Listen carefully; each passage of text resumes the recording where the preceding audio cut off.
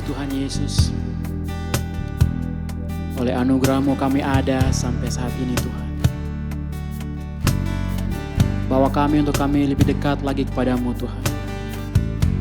Menikmati indahnya hadirat-Mu Tuhan. Bersama dengan Engkau di setiap waktu dalam kehidupan kami. Terima kasih Tuhan. Kau baik Tuhan. Kau yang kami sembah selamanya. Kau yang ku rindu selalu berada di dekat-Mu, oh Tuhan.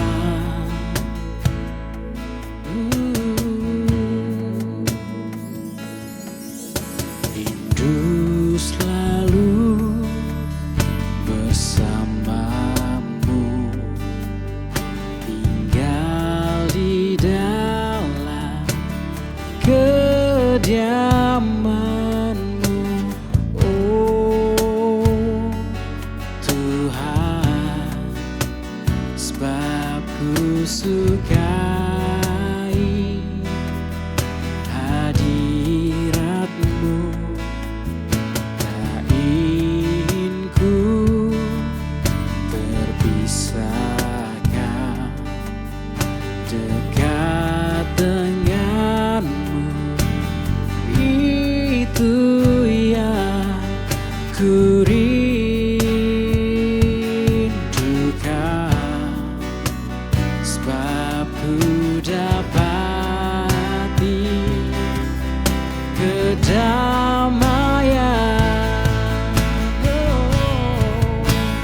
Ku nikmati keindahan dan keagungan-Mu, oh Tuhan. Ku nikmati kemuliaan-Mu, menyembah-Mu dengan segenap hatiku.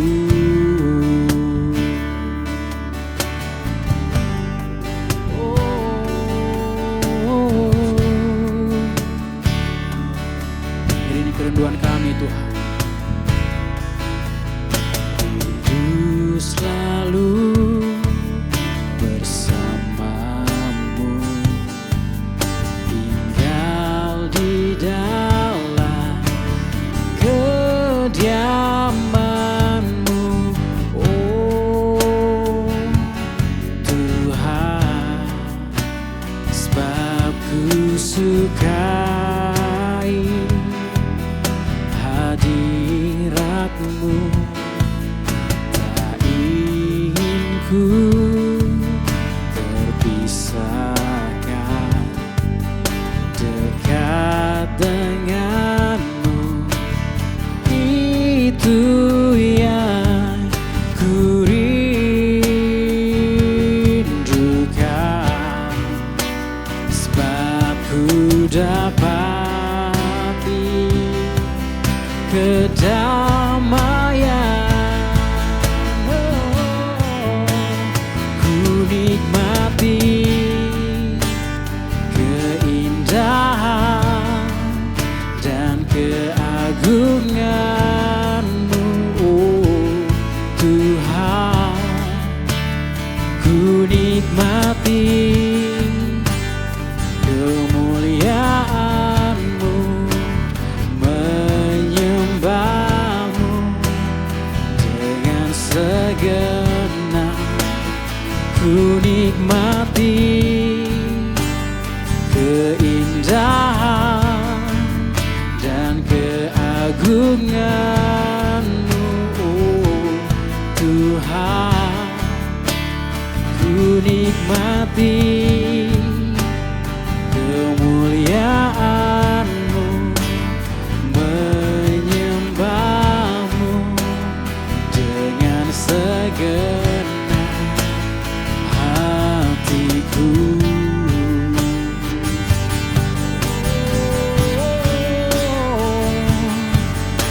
Segenap hatiku menyembah-Mu Tuhan. Kau yang layak, Kau yang layak disembah. Engkau Yesus Tuhan yang layak disembah. Kau ku tinggikan, Engkau saja Tuhan yang layak ku agungkan. Terpujilah nama-Mu, oh Tuhan. Terpujilah Engkau Yesus. I sing praises to your name, oh Lord. Praises to your name, oh Lord.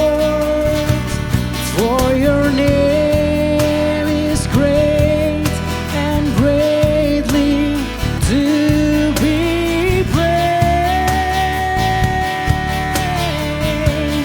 I sing praises to your name, oh Lord. Praises to your name, oh Lord. For your name is great and greatly to be praised. Oh, for your name is great and greatly to be praised. For your name is great and greatly to be praised.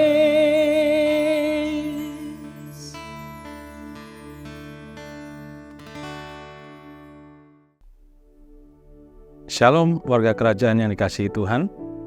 Pagi ini kita akan merenungkan tentang kasih yang mengubahkan dunia. Banyak orang tahu dan mungkin sudah pernah membaca atau menyelidiki tentang seorang tokoh penemu yang sangat terkenal, yaitu Thomas Alva Edison. Dia adalah penemu yang tercatat memiliki lebih dari 1.000 hak paten untuk berbagai penemuan. Penemuan-penemuannya yang penting antara lain lampu listrik, lalu gramofon atau pemutar piringan hitam, dan juga teknologi kamera proyektor untuk bioskop, di mana sekarang kita bisa menikmati hiburan yang berkualitas tinggi dari bioskop dan sinema.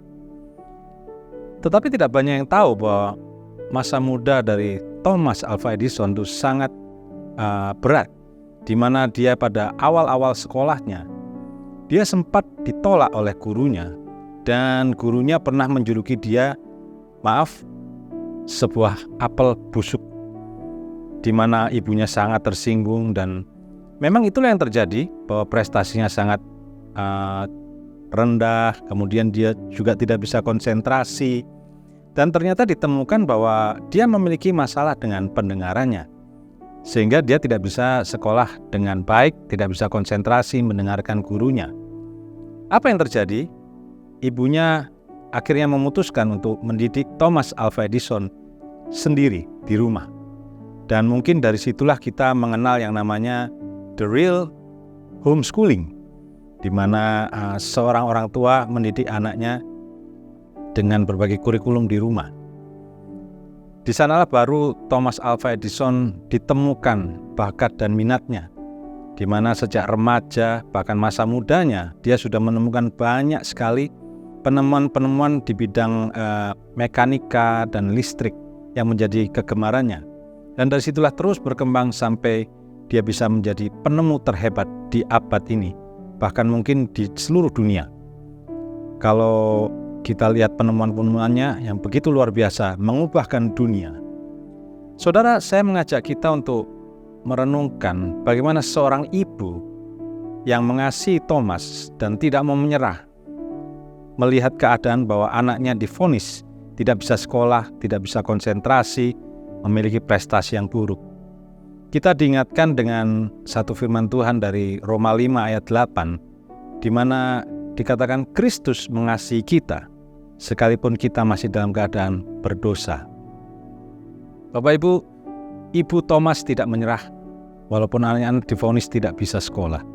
Dan dengan penuh kasih sayang, dengan penuh perhatian, mungkin dia juga harus mengorbankan waktunya, dia juga harus mengorbankan perasaannya, di mana Thomas ini adalah anak bungsu dari 7 bersaudara.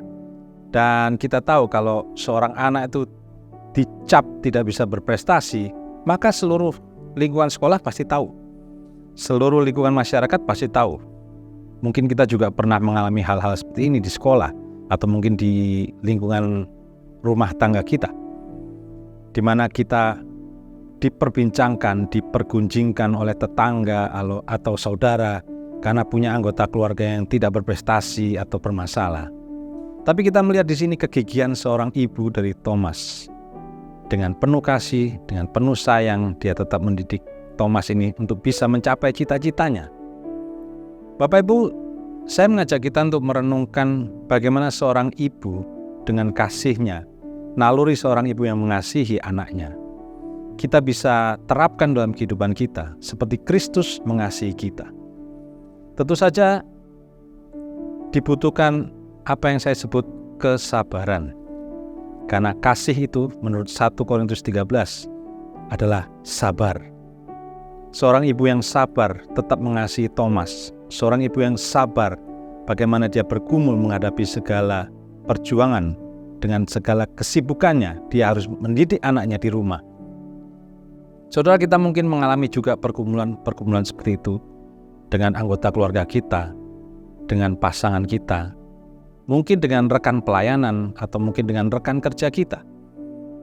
Saya percaya bahwa kasih yang kita tunjukkan, kasih yang kita korbankan, itu bisa mengubah 1-2 orang di sekeliling kita.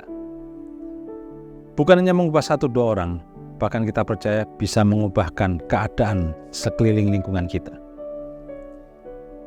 Saya menemukan satu definisi tentang kesabaran, yaitu bahwa kesabaran itu bukanlah kemampuan untuk menunggu, tetapi kesabaran adalah sebuah kemampuan untuk bersikap dengan baik ketika kita sedang menunggu.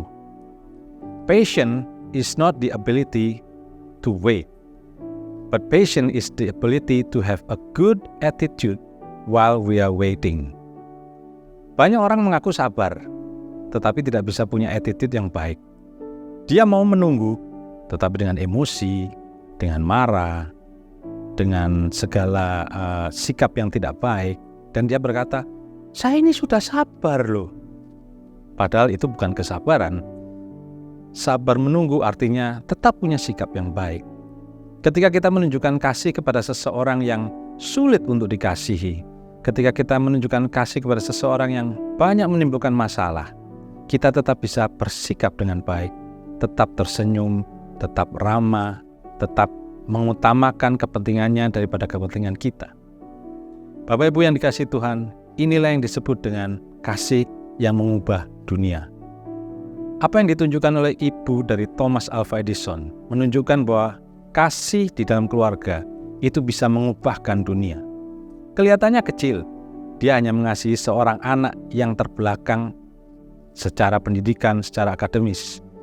Tetapi kita tahu bahwa dengan penemuan-penemuan dari Thomas Alva Edison, kita bisa menikmati hidup yang lebih nyaman, dengan lampu, dengan hiburan yang lebih nyaman. Bayangkan seandainya ibunya juga menyerah pada saat itu.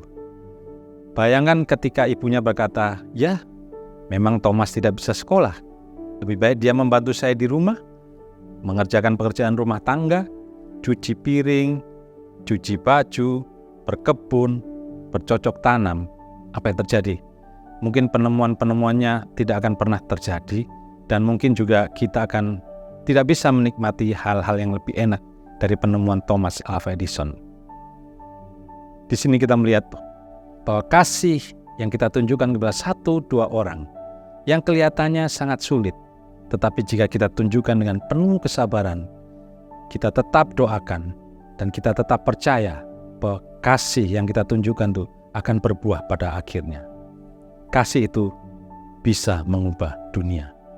Saya berdoa supaya kita semua di dalam pergumulan-pergumulan kita hari-hari ini, kita tetap percaya bahwa Tuhan bisa memakai kasih yang kita tunjukkan pada orang, kepada pasangan, kepada sahabat kita, bahkan mungkin pada orang yang tidak kita kenal sekalipun, bahwa kasih itu bisa mengubahkan hidup mereka, bahkan bisa mengubah dunia. Mari kita sama-sama berdoa.